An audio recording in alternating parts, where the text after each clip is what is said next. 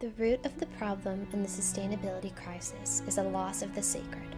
Through conversations with scientists, theologians, scholars, thought leaders, and friends of the Spirituality and Sustainability Global Network, Make It Sacred explores the intersectionality of spirituality and sustainability and why this intersection is critical at our existential societal tipping point. Without spiritual grounding, we won't have a commitment or political will to create hope for sustainability. Co-creation always starts with a conversation. And what are we co-creating? A spiritually grounded passion that comes from a sacred understanding of the earth. Hi, my name is Maddie, and I'll be your host as we start these conversations together.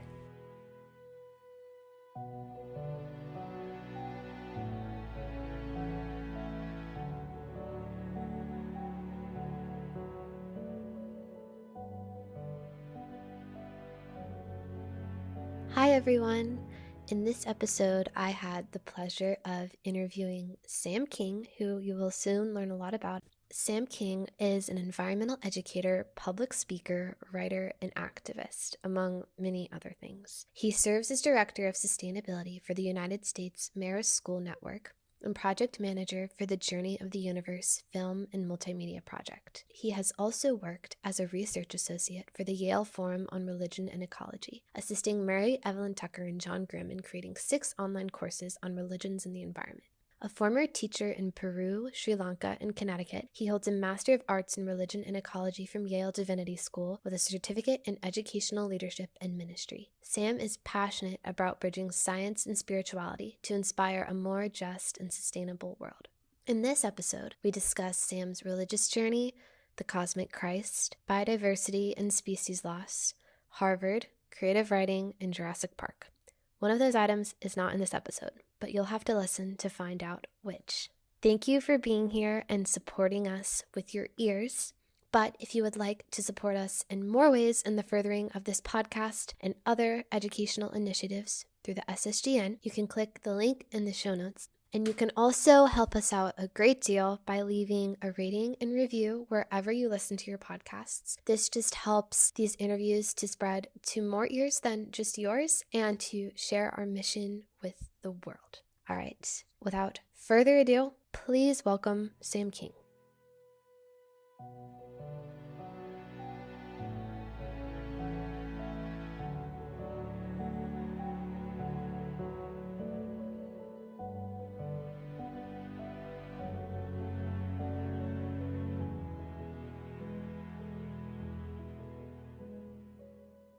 Start with telling us about your upbringing and your cultural background.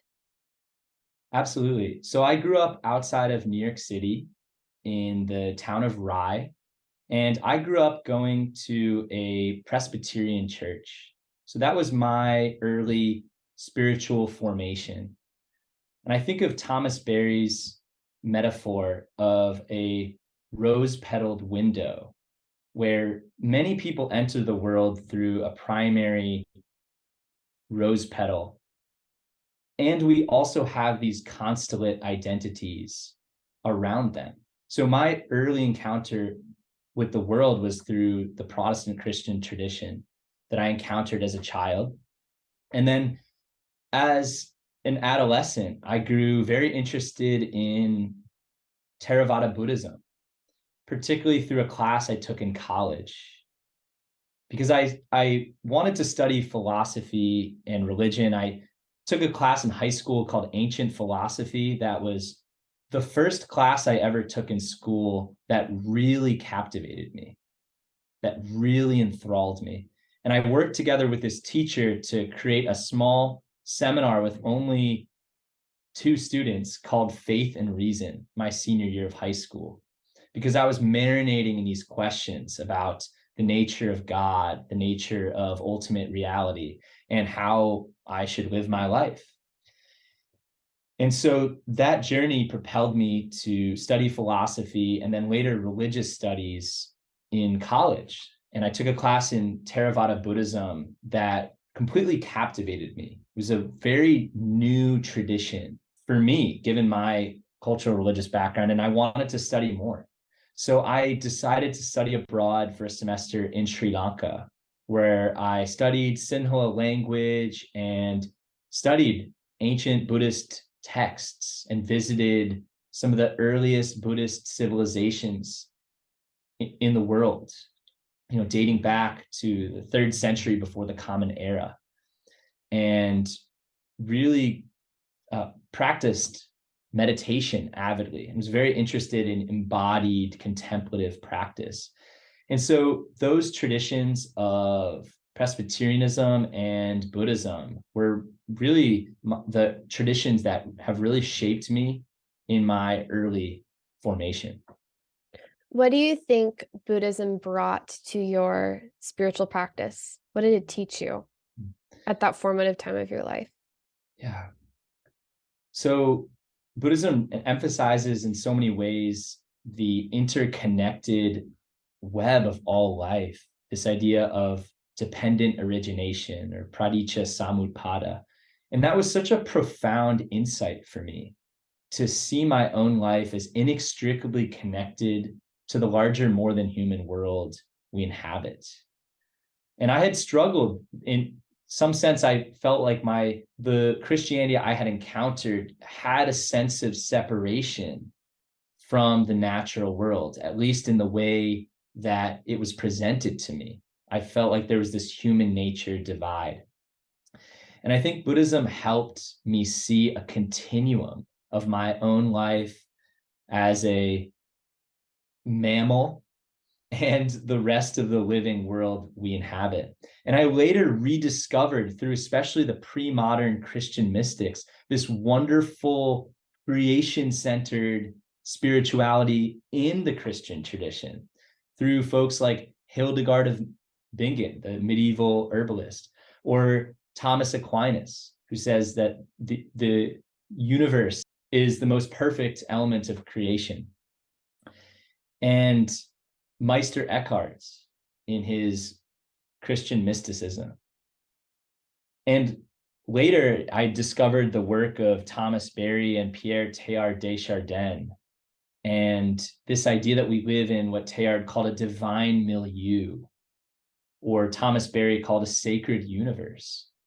And so those insights that I took from Buddhism about my interconnectedness and experiencing that permeability between ourselves and nature through contemplative practice, through meditation, really complemented well my studies into the creation-centered Christian traditions. It's really interesting as you were talking about that, how obviously our idea of Christianity or whatever faith we are brought up in is how the culture has shaped it since its formation. And I Mhm. wonder how different it would be if you could learn those practices right when they started, how Mm. different your lens of them would be. I feel like there are so many ways that Christianity has been shaped by Western culture that Mhm. don't really have anything to do with Christianity, but now they're synonymous because of the culture they were shaped in. Absolutely. Yeah, and it's really difficult to separate religious life from a particular cultural milieu. Yeah. And when I read Max Weber's The Protestant Ethic in the Spirit of Capitalism, I really saw how interwoven Western Protestantism was with capitalism. And that really helped me illumine the sense of being shaped in a culture that is so often individualistic and materialistic.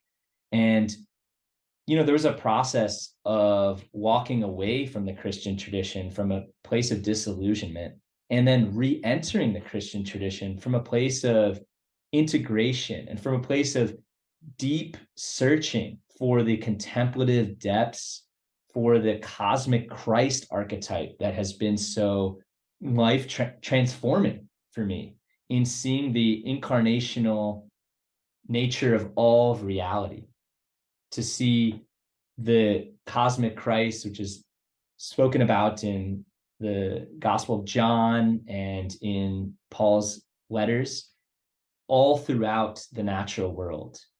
And to see this divine presence as not the unique imprinting of the human, as we see in the Sistine Chapel of God touching down on Adam, but a sacred endowment that we share throughout creation, throughout the natural world. Yeah. Yeah, and kind of as I was saying earlier, how can we separate that cultural imprint? Literally, the first command in the Bible, the first story is God commanding man to take care of the earth. But somehow that's not really something that the only time I've heard that talked about in a church setting was in a Jewish synagogue in one of their texts at the beginning of the Torah. But we don't really talk about that in, at least sort of in the Western Christian church. Yeah. And rediscovering some of those creation-centered insights in Genesis, for instance, has been transformative. I mean, there's a lot of attention to Genesis 1:28 when God tells humanity to have dominion over the earth. But that word in Hebrew, radah, actually doesn't mean domination. It means sort of presiding over, taking care of. Norman Wiersbe calls that charge to be an earth keeper.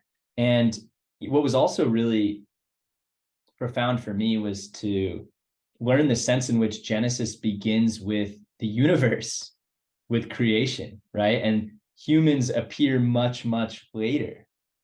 And we see the same insight in the emerging scientific story of the universe, that humans enter the scene at 11:59:59 on the cosmic clock, 13.8 billion years into cosmic evolution. So I think approaching humans' place from both a scriptural perspective and a cosmological perspective has a real power to put ourselves in this much larger context, and to, as you pointed out with that mandate to Adam to till the fields, to be caretakers of creation. And that ethic is needed now perhaps more than ever. Yeah, that's a very big distinction, being dominant over something versus taking care of something. It changes the whole story. Absolutely. And as Thomas Berry says, the universe is a communion of subjects, not a collection of objects.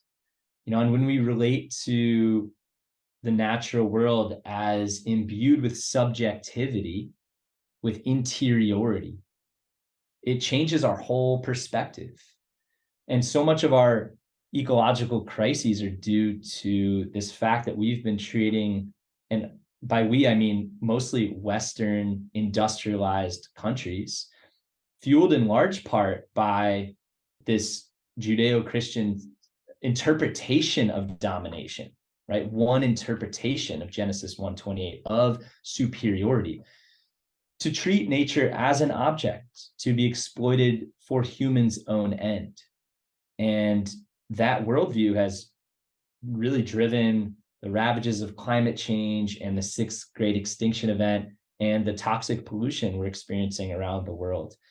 But as you're pointing out, we have an opportunity to rediscover the ecological riches of our spiritual roots and our religious traditions. And that's what the amazing work of Professors Mary Evelyn Tucker and John Grimm has been at the Yale Forum on Religion and Ecology, which I've been very fortunate to work with over the past 3 years, is to really rediscover those well springs of environmental wisdom housed within our religious traditions that we can bring to bear as a catalyst, as an inspiration to drive environmental regeneration. Can you tell us, so this is the work that you do every day. Can you tell us about what you do, how you got involved in this, and a little bit more about the Journey to the Universe project? This is a big question, but Absolutely. So I first met Professors Mary Evelyn Tucker and John Grimm when I was teaching philosophy and religion at an independent school in rural Connecticut. And I drove through the countryside in my Prius, eager to hear them speak at this place called Wisdom House.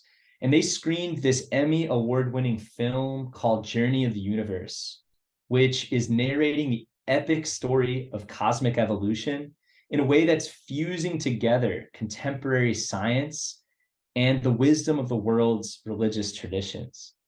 And I was enthralled, and experiencing Journey really connected these dots that I had been orbiting around in my spiritual journey for years. And I was eager to learn more. So I invited Mary Evelyn and John to speak at Hotchkiss, where I was teaching. They screened the film, met with my students. And about a year later, I decided to follow them to Yale Divinity School, where I studied religion and ecology, eager to both explore the ecological dimensions of spirituality and also to deepen my own understanding of the cosmological story of the universe as unveiled by contemporary science. As we're seeing through the revelations of the James Webb Space Telescope and other cutting-edge scientific ventures around the world. And so for the last nearly 3 years, I've been working for both the Forum on Religion and Ecology and the Journey of the Universe project. The Forum on Religion and Ecology is seeking to retrieve, reevaluate, and reconstruct religious traditions to orient human civilization toward a environmentally sustainable and flourishing future. So it's trying to highlight how religious traditions speak to the sanctity of life and can create the ethics and values that we need to drive ecological regeneration on this planet. So I was fortunate to assist in the development of 6 online courses on world religions and the environment, on a course in Introduction to Religions and Ecology, Western Religions and Ecology, Christianity and Ecology, Indigenous Religions and Ecology, South Asian Religions and Ecology, and East Asian Religions and Ecology. And that experience really exposed me to this wonderful symphony of ecological wisdom within the world's cultural and religious traditions, and the ways in which that wisdom is being brought to bear on activist movements seeking environmental justice and regeneration around the world. So it's been such a gift to work with Mary Evelyn and John over these past number of years. And then the second project, as you point out, is Journey of the Universe, which is weaving together an Emmy Award-winning film, a book, and a podcast series to tell an integral story of cosmic evolution for our time. And I've been fortunate to be hosting an ongoing podcast series where I interview scientists, environmentalists, artists, and activists who've been inspired by the universe story, whose work draws on the well springs of deep time and this fusion of science and spirituality to catalyze the changes we need to create a flourishing future. So last night I did a discussion with the Gaian community on Journey of the Universe. I just returned from Guatemala and Costa Rica, where I was screening Journey of the Universe in Spanish and facilitating discussions on what it means to belong to a 13.8 billion year evolutionary universe, and how that sense of awe and wonder can generate the reverence for the earth that we need to inspire social, economic, and political transformation. Can you talk a little bit about, I feel like often science and religion are pitted against each other as sort of opposing views. How does integrating them create an even more powerful story? And how is that done in Journey of the Universe? Absolutely. So in Journey of the Universe, what makes our project unique is we're seeing the human as part of this larger story, the human as the mind and heart of the universe itself, to use a Confucian image. or the self-reflexive consciousness of the universe, as Teilhard de Chardin says. So our sense of who we are, our interiority, our spiritual lives are the outpouring of 13.8 billion years of cosmic creativity. So we can see the same creativity that forged the elements of our bodies from exploded stars is the same creativity that inspires us in our own lives. These same energies from the Big Bang or the primordial flaring forth are the same energies that are emanating through us as beings forged through this earth across 4 billion years of Earth's history and 13.8 billion years of universe history. So with Journey, we're embracing these emerging scientific insights about who we are, where we've come from, while also retaining this sense of deep interiority and connectedness, to see the subjectivity woven into the universe processes themselves. And that was an insight from Teilhard de Chardin, that matter has an interior quality, that all things have a sense of within. You know, we could see that in cells, the way that cells exhibit what Ursula Goodenough calls primitive discernment, deciding what comes in and what goes out, right? They have a sense of agency and a sense of intelligence. And we're seeing that intelligence exploding in so much scientific literature about the communication of trees. Douglas fir trees, Suzanne Simard talks about how Douglas fir trees communicate through mycorrhizal fungal networks in the soil, that they can send warning signals and healing nutrients. They can even take care of their offspring. So we can see that trees have a sense of culture. You know, Jane Goodall helped us see that primates have a sense of culture. Now we're seeing that even trees have a sense of culture. And these are insights that indigenous peoples have known for thousands of years. And that's why indigenous insights are so important in inspiring environmental transformation and leading this global awakening that we are a part of. And we are also learning about the intelligence of nature through contemporary science. You know, and when we can really connect with that in our spiritual lives, to rekindle, you know, Saint Francis of Assisi, the patron saint of ecology, you know, brother, sun, sister, moon, the sense of familial connectedness to the larger community of life. When we can rediscover that in our hearts and in our spiritual lives, we can go through this kind of metanoia, this conversion process that can motivate the external environmental changes that we need.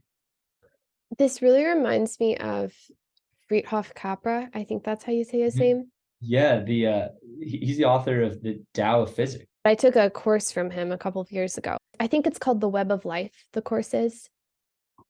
But it's talking about all those principles of interconnectedness, starting with biology, but then transcending throughout like culture and medicine even and politics. It's really interesting. I think you'd like it.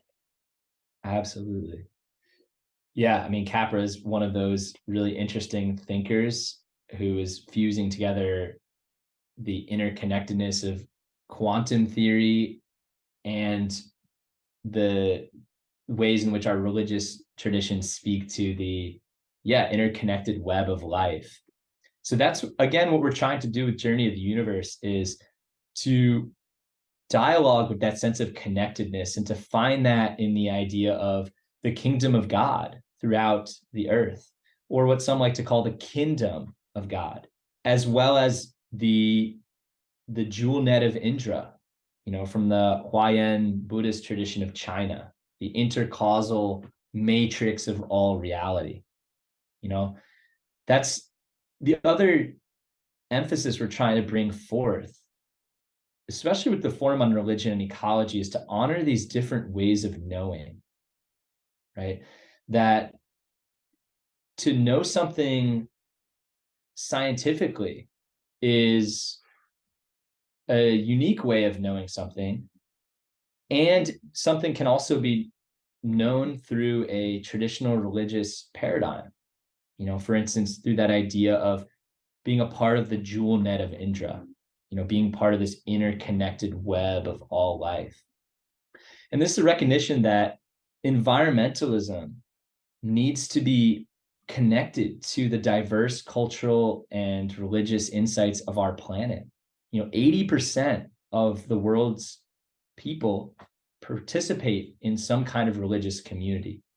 So if climate change or species loss or pollution is only spoken about through an empirical scientific perspective, it may not resonate with people devoted to a particular religious orientation. So that's why it's so important to have the cultural, theological, and spiritual language to talk about the sanctity of biodiversity, the importance of, controlling our carbon emissions to keep temperatures below 1.5 degrees Celsius warming by 2030, to keep our rivers and oceans clean.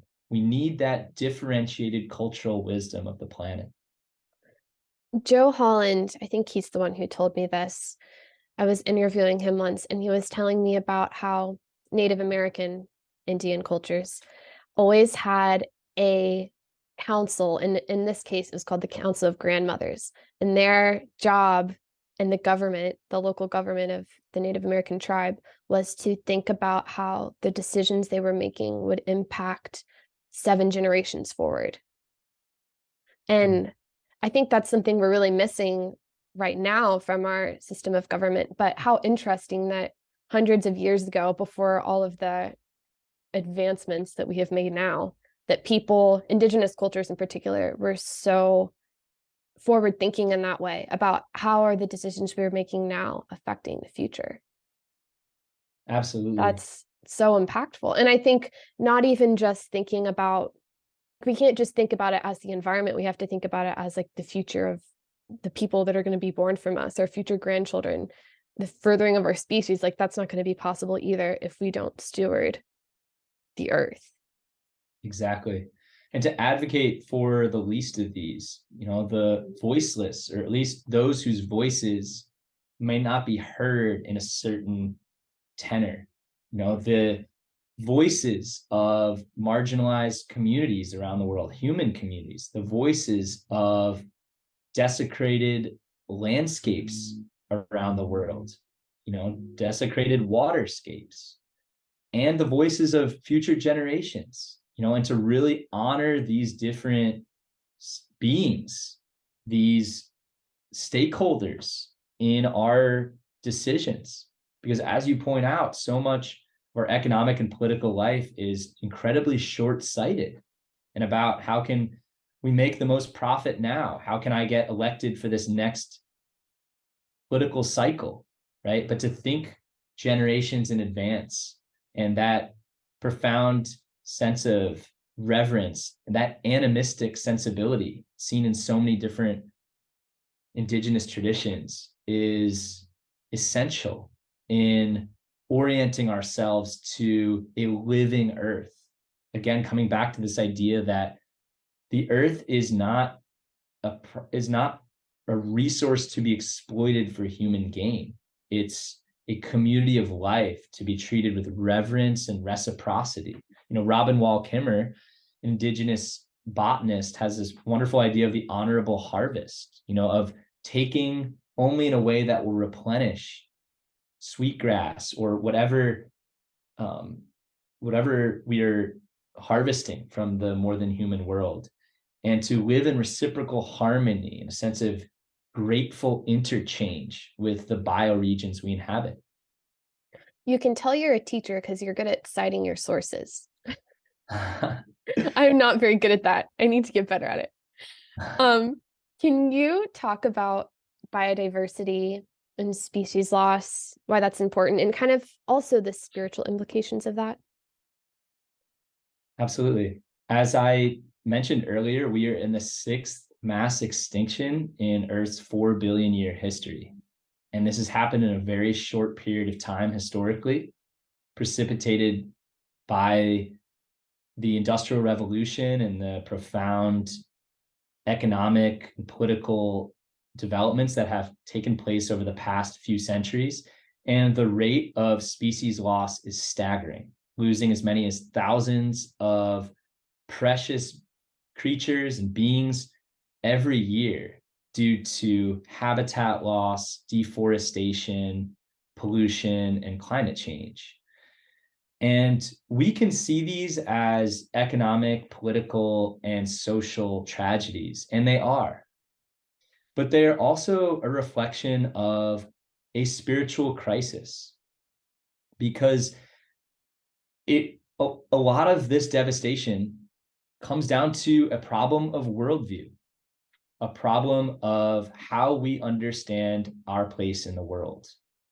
And as I mentioned earlier, this idea that humans are separate from and superior to the natural world is at the heart of the relentless exploitation of nature that has led to this crisis. And as we know from environmental science, biodiversity is crucial for nourishing our food, for protecting us from disease, for providing resources that humans need to live our lives. And that can be seen as the instrumental value of biodiversity, which is important. But I think it's also important to talk about the intrinsic value of biodiversity. So the value of biodiversity that's not simply for human gain and human use, but biodiversity's value for its own sake. And one of the most influential passages I have heard on this topic is from Thomas Berry, who wrote that every living being is a unique revelation of that ultimate mystery whence all things emerge into being. So we can see all living beings as a unique revelation of the divine, a unique outpouring of that creativity that brought forth the gift of life. And in that perspective, biodiversity and the Earth's community of life takes on such a deeper resonance. We can approach that scientifically. We can see across 4 billion years all the delicate dynamics that needed to take place to allow for biodiversity to come forth, especially in the last 65 million years after the extinction of the dinosaurs due to an asteroid strike, this incredible outpouring of biodiversity that has carried forth. But we can also take on a theological or spiritual perspective to really honor the innate splendor of the natural world. Thomas Aquinas had this insight that diversity is a superior virtue to unity in the creation of the universe. And so he had this idea that God created many things rather than one thing because the many was more beautiful, more wonderful. So we are blessed to live in a community of life that is so diverse and multifaceted. And so if we can reverence to that biodiversity through the particular cultural, epistemological, religious vantage points we come from, we can inspire the changes in economics, politics, education, and religious life that need to take place to ensure a viable human presence on this planet. That's a really different thinking of every living thing as a reflection of the character of God as an opposition to kind of our natural tribal culture, or we have this drive, I think, to kind of be tribal and to oppose those who are different than us. That changes the whole world. If you're thinking of everything as inherently valuable rather than intrinsically valuable because of your own purpose. That just radically changes your worldview, and that would radically change how people interacted with others in the world around them. But it's hard. It kind of opposes our primitive nature. You know, humans have lived in close relationship with plants, with animals, with numinous presences for millennia. You know, this idea of living in a more than human community of life. You know, so I think the idea of humans being separate from nature can be traced to a few different, historical paradigms. One might be the ideas of Plato, and especially like the thoughts coming from Plato of separating spirit and matter, but also in the thought of Augustine to see matter as defiled and as inferior to spirit, to reify this separation between matter and spirit. And then later, this idea from the scientific revolution that matter is devoid of spirit, or that matter is like a machine. This is the worldview coming from Isaac Newton or Rene Descartes, that the world was like a billiards table with atoms knocking against each other in meaningless patterns, and that we could understand the behavior of those billiards balls through mathematical equations and control those billiards balls, control the world by harnessing the power of math and science to perpetuate humans' control over the planet. And that was the major worldview driving so much of the Industrial Revolution. And we've seen the consequences of that worldview in the environmental crises we face, as well as the profound oppression of indigenous peoples around the world. I haven't studied philosophy as much as you, so I could be misquoting this. But I think that Descartes was the one that kind of separated the body into separate systems and kind of influenced the way that we see medicine now. So, like, for example, if you have a skin problem, you go to the dermatologist. If you go have a stomach problem, you go to the gastroenterologist, and they're viewed as separate things, which obviously, like, our body is not separate systems, but it's interesting because that philosophy we really see in our world as everything being separate, when what you're speaking about, what we're speaking about, is the interconnectedness of life. Absolutely. And That's just an easy visual for me to think of it as the body. yeah, yeah. And Descartes created this huge separation between mind and matter, and thought that when animals were crying out, it was they were essentially malfunctioning machines, and they did not have a sense of sentience or feelings. And only humans had that by virtue of their cognition, this idea of I think, therefore I am.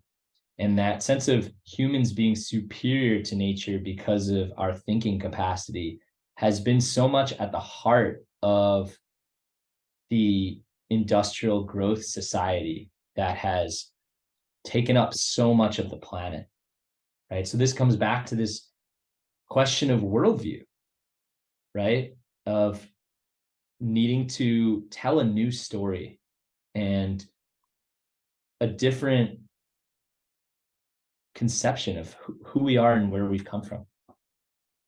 I know that you're a writer too, and you've studied creative writing. Are you in the process of studying that? Have you graduated from that program? And can you tell us about that? Because have also dabbled in that in the past. I'd Oh, love to great. hear what your work is like, what your process is like. Absolutely. So I'm currently finishing up a master's thesis in creative writing. And I came to creative writing really when I was a teacher at this school, and I was taking summer classes. And I took a class in narrative nonfiction writing. And it's a genre I had explored occasionally during my time in Sri Lanka, but I was really much trained in the social sciences, in academic analytical writing. And so it was a real growing edge for me. But I found it so liberating to integrate my own perspective into the writing process, to be able to talk about I and me and my as I encounter the world, and not be simply hiding behind this third person voice that I had been trained to use over and over again exclusively for the most part in academic writing. And so that professor, Barbara Krieger, who is now my thesis advisor, has been really influential in helping me explore the texture of life. And as I've realized in my environmental work and in the work of shaping worldviews into what Thomas Berry called a functional cosmology, functional worldviews that are in harmony with the Earth's systems and can help create viable human institutions on this planet. I realized that creative writing is such a powerful medium to evoke many of the thoughts and feelings that I wanted to bring forth in my environmental work. And especially in writing about rural Sri Lanka, because I realized that I wanted to write about the smell of curry wafting from the kitchen. I wanted to write about what it looked like to look out at verdant rice paddies with water buffaloes roaming around them and cattle egrets perched on their shoulders. And I wanted to write about the smell of incense in attending an ancestral merit transfer ceremony, and to really evoke that texture of life that I'd experienced in rural Sri Lanka, which was such a transformative experience in helping me witness a really intimate agrarian village with such a strong religious identity orbiting around a temple and the central rice paddies, which were considered sacred. People would remove their shoes there like they were entering a village temple. And there are all sorts of ceremonies around the processes of rice cultivation. So I found that creative writing was such an expansive medium to be writing about my experiences, exploring the environmental humanities, and a powerful way of processing my own experiences through life. That's really cool. What is your writing process like, or your creative process like? Yeah. So I mostly write narrative nonfiction. I have done some short story writing and fiction writing, and I'm increasingly writing more poetry, which I enjoy. But I like to start with images that stay with me from my experiences, especially in writing nonfiction, and to really visualize the sights, the smells, the sounds, the taste in some ways, with scenes revolving around food, and to try to just spill out thoughts that reflect those different senses. So sometimes I, will write something and it doesn't really go anywhere. It doesn't really meld with the rest of my narrative, but I like to try to follow resonant images because I feel as though if they're lodged in my psyche, they're there for a reason. They're somehow meaningful, And so this thesis I'm writing is really a series of scenes that were really evocative and really stuck with me from my year in rural Sri Lanka. And yeah, I try to just write freely, which is sometimes a challenge for me, and then to go back and then edit, revise later. But I do think that there's a kind of a creative wave that can pour through us. And sometimes we just have to get in a state of receptivity. Like sometimes I'll write something and I'll say, like, wow, where did that come from? It's kind of a mystery. But just to be in a state of receptivity and openness. Yeah. I'd be curious, how about for you? Like, what is your writing process? What has really worked for you? So you're asking me this question at a bad time because I've probably written the least I've ever written in the past year. But I used to write a lot. I wrote for work some, and I wrote for an online magazine, and I really enjoyed writing.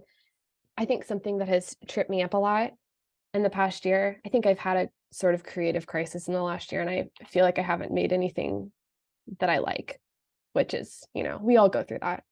But when you were talking about writing initially, like the ideas and then editing in a separate time, that's something I really struggle with because I like to write it all and have it the way I want it to be and have it done. But I've realized as I've gotten older that writing, creativity, and then editing are two very separate energies almost. And you can't get something out if you also have that editing hat on of criticism and structure and critique. And so I don't know. I'll start writing again, but I'm trying to think of how to answer your question, because that's a question I have asked myself a lot, because I do creative work. That's like my whole job. I do creative marketing work and writing and photography and design.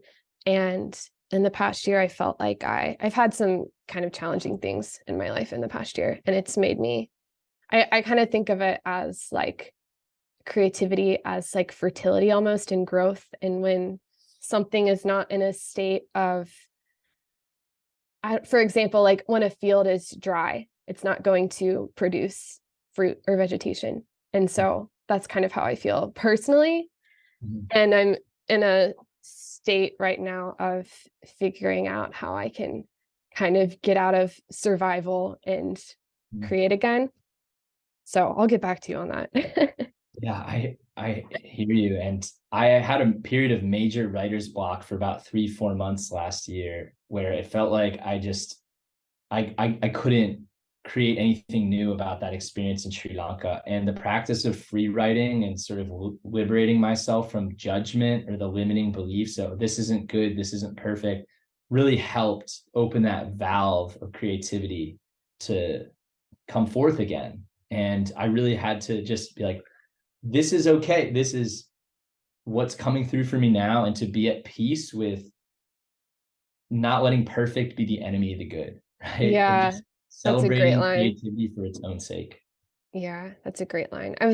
Before this morning, I was doing some work for a class that I'm taking, and I was like writing down memories from my past that were really like important and impactful.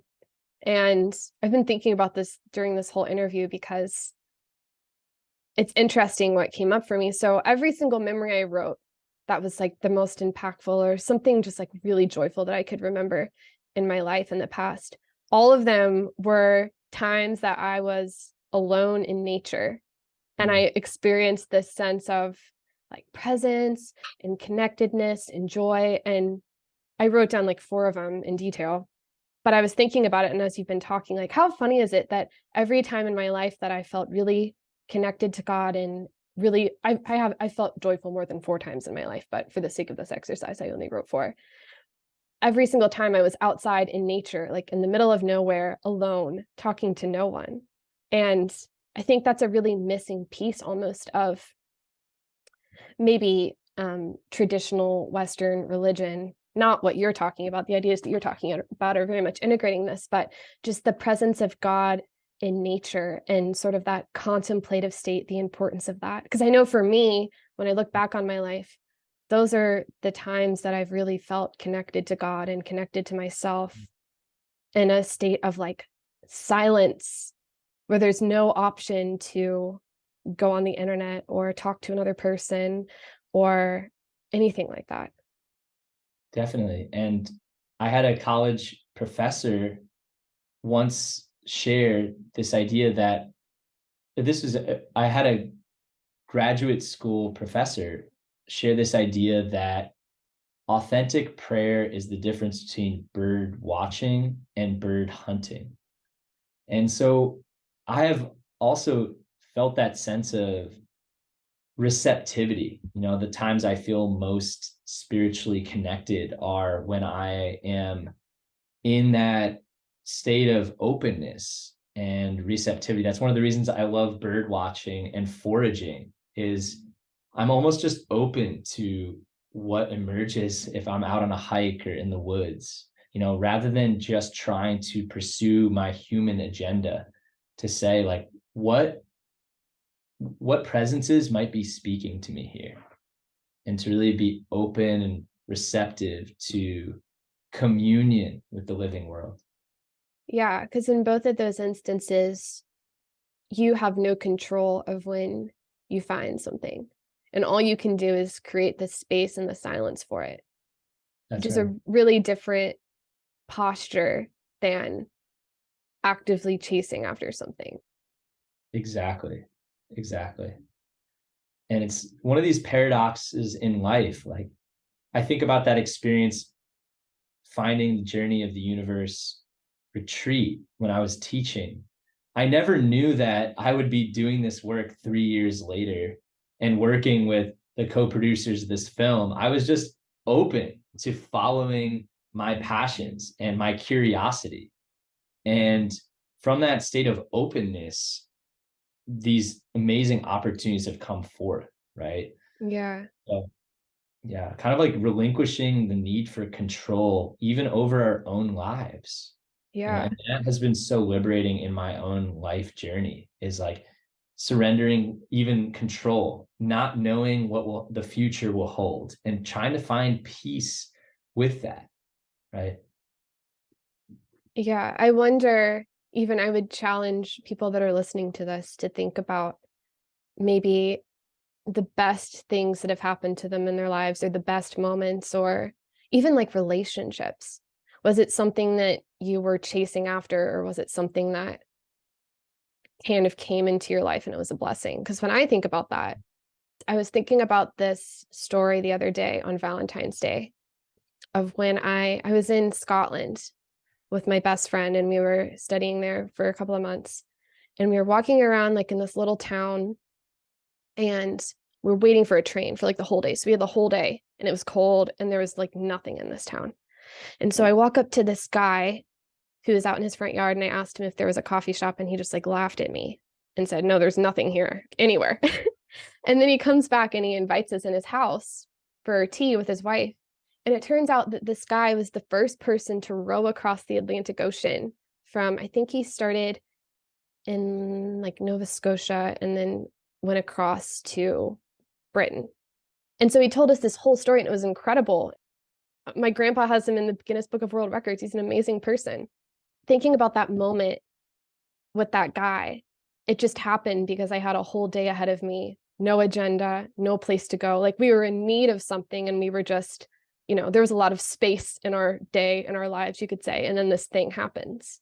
But sometimes, like when you're traveling, especially if you have a really strict itinerary and all these places you have to go and all these things you have to do, it closes the space for amazing things like that to happen. Exactly.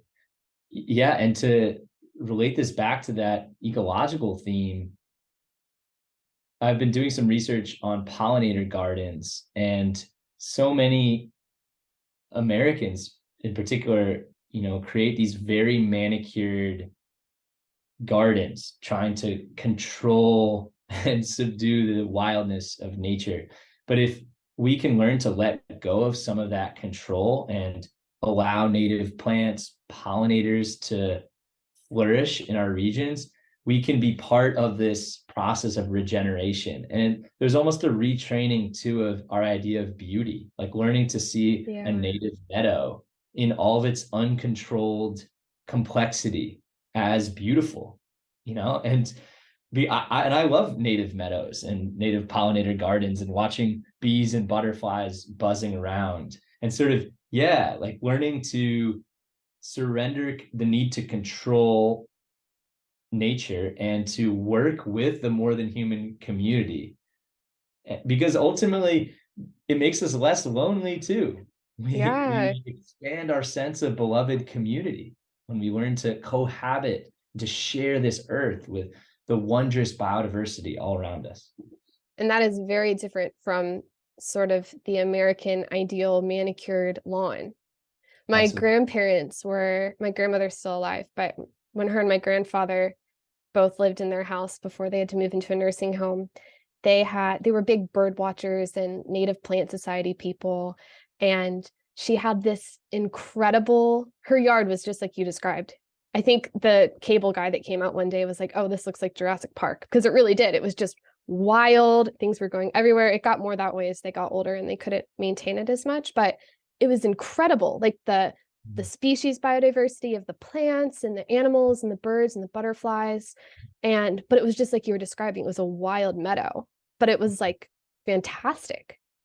And it's funny because now when people have yards like that, the neighbors call the city and the city comes and tells you have to fix it. And I understand. I mean, neighborhoods, people want them to look a certain way, but it's really interesting, this idea that we formed of what is beautiful. Exactly. Yeah. In a lot of areas. Mm-hmm. I mean, you could say that about any area, but in this instance, we're talking about landscaping. But I think like kind of changing our idea of beauty and what beautiful means to be more in line with, you could even think about that in terms of like physical beauty of humans. Like now we see sort of the standard ideal of beauty is so much plastic surgery, so much makeup, so much unnatural physical change that kind of transcends a lot of different categories in our culture. Whereas when we go to things that are truly beautiful, they're natural and they're healthy. Nothing against people that want to get plastic surgery, but that was just an example that popped in my head. Yeah. Yeah. To really love each other and our earth for all of its complexity, right? Yeah. To move beyond this idea that we live in a human world above on top of this earth, and to see ourselves as part of what Thomas Berry called an earth community, right? And that sensibility changes everything. Yeah, it really does. Can you talk a little bit about your spiritual practice now? And we talked about this before the recording. I realized it wasn't on, but kind of your experience attending Quaker services and what that's like. Yeah. So I currently participate in multiple religious communities, and the community I go to on Sundays is the Society of Friends, the Quaker meeting here in New Haven, Connecticut. And I have loved the Quaker community for many reasons. And the first is this idea of the inner light in all beings, is to honor the presence of the divine in all beings and the sense of reverence that that evokes. And the Quaker commitment to marrying that contemplative reverence for the inner sanctity of all life to social and environmental justice concerns. So the Quaker commitment to anti-war and the anti-slavery movement, and the resistance to systemic racism, Quaker climate advocacy. There's so much, such a powerful marriage of inner contemplation and outer action. And I also really love the experience of Quaker meeting, the emphasis on simplicity, the equality of all participants, and the idea of silence. It goes back to what we were talking about earlier, receptivity, of learning to listen to others and to listen to the earth, and to train ourselves to be more attuned to what is being communicated to us from an animate and communicative earth, to listen to the presence of the Holy Spirit, to use Christian theological language, as it stirs us, as it comes to us.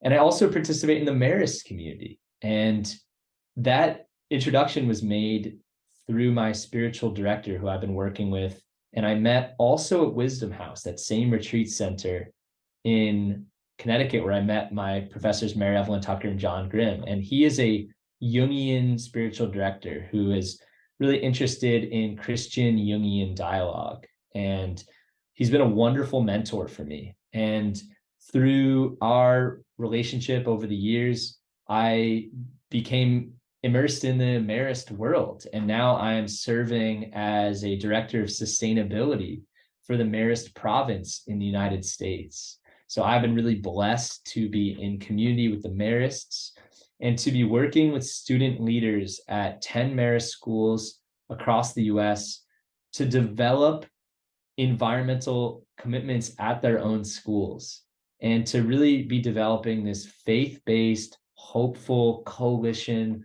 of youth leaders who are inspired to live out the commitments of Laudato Si, the papal encyclical on the environment, and this idea of ecological conversion, of opening up our minds and hearts to the cry of the earth, and to be mobilizing action in the face of climate change and species extinction and pollution. And so it has been such a blessing to be a part of these different religious communities.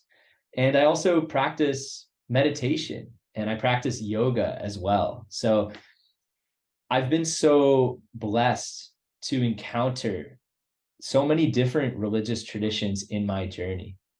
And I come back to this idea from Thomas Berry that we have a primary rose petal through which we come through the world. And for me, that was the Christian tradition. And we also have these constellate identities that form our larger whole.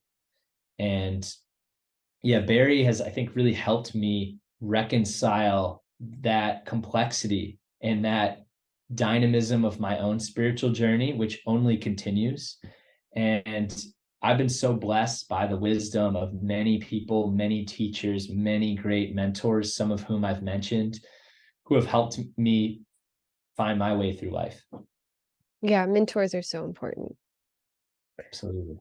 What is Marist Society? What is that? Yeah, the Marists are a Catholic order. Okay. Yeah, dating back to the 18th century Marist brother Marcelin Champagnat, France. Yeah, and they have a presence around the world. Cool. Yeah, with a strong commitment to education, particularly. Okay. Mm-hmm. A final question. Can you tell us something that gives you hope in your work? I mean, you can say whatever you want here, but. Absolutely. So I visited a school in the Bronx last week, and I met with environmental student leaders at the school and a group of students from the empowerment program, which is a group of student leaders. And we watched a short documentary about Gia Bastida. Gia Bastida is a Mexican Chilean youth activist who at 15 years old began mobilizing, as you know, climate protests and a climate strike at her school, and ultimately this massive climate rally in New York that brought together hundreds of thousands of people. And all started with her organizing a strike at her school. And that power of one person to catalyze a larger movement gives me hope. And when I work with these young people who are so passionate about combating climate change and species loss and pollution and organizing beach cleanups and connecting to the Catholic Climate Covenant and wanting to get involved on these issues, to follow the legacies of Gia Bastida, Greta Thunberg, I'm inspired. I'm inspired to see youth who want to make a difference and to realize that most of our major social transformations have happened with youth leadership and have been driven by the imagination, the creativity of young people. So I was in Guatemala a few weeks ago visiting with student environmental leaders at Liceo Guatemala. the largest school in Guatemala, a Marist school in the capital. And these students are creating a novel water filtration system, expanding access to biofuels, creating an app that connects the public with electronic healthcare. And they're so eager to support our efforts in sustainability in the United States. So working with young people has given me a profound sense of hope and this belief that we can inspire through youth leadership, through coming together, coalition building, connections like we're building here. We can create the ripple effects that can cascade outward and transform our institutions to make a more viable human presence on this planet. And the other thing I will mention is I was fortunate to go to the United Nations Convention on Biological Diversity in Montreal in December, and to witness the formulation of the Kunming Montreal Global Biodiversity Framework, which is charting a path toward 30% conservation of the world's lands and waters by 2030, with other protections for indigenous peoples, with financing for biodiversity measures around the world, with accountability mechanisms for companies in terms of their impact on biodiversity. And so witnessing nearly 200 countries coming together and drafting and signing this global agreement is another sign of hope. Is it perfect? No. Is there a lot of work that needs to be done? Yes. But these movements of coming together as a larger community and creating these bold commitments, we're also seeing from the COP meeting in Egypt in the fall, the climate commitments and the reparations commitment that was made for wealthier countries to contribute to poorer countries as they adapt to climate change is really, really important. And of course, we have a lot of work to do, right? The stakes are high, but we are seeing progress. And it's important at this time to be amplifying these movements, to be bringing attention to developments like the Kunming Montreal Global Biodiversity Framework, and to pressure our lawmakers and the private sector to meet these ambitious targets. Well, thank you, Sam. I feel like I learned a lot in this interview. Thank you. It's been such a gift to chat with you, Maddie. I love all the work you're doing. And yeah, I would love to support your podcast and your network however we can with the Forum on Religion and Ecology and the Journey of the Universe project. So yeah, thank you so much for having me.